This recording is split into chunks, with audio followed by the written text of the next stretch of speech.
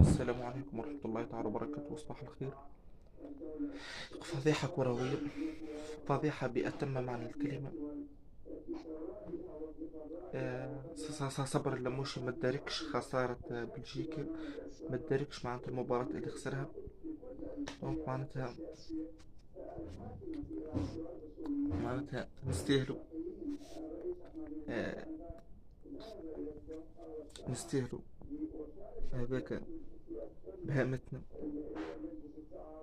معناتها ما عندي ما نقول، منتخب صفر، منتخب معناتها إذا مربع. هذا يتم أسهل ماتش ليه في المجموعة، خسروا. دونك كيفاش باش يقابل اليابان وكيفاش باش يقابل هولندا واللي هم يتسموا أقوى وأفضل وأروع من المنتخب السويدي. دونك نحب نقول كان هزيمة فاضحة كروية، فضيحة للشعب التونسي، فضيحة للجمهور اللي مشى يشاهد. دونك معناتها ما نجمش نقول حتى شيء، نجم نقول كان ربي، ربي معاهم وكهو.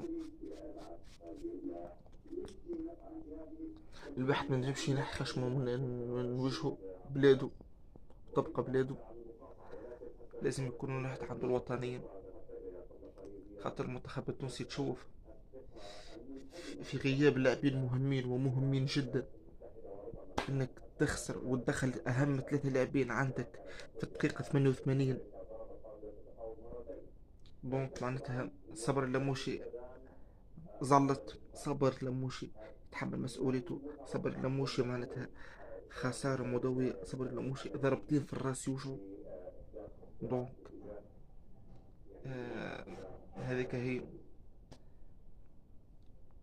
عندي بنقول السلام عليكم ورحمة الله تعالى وبركاته.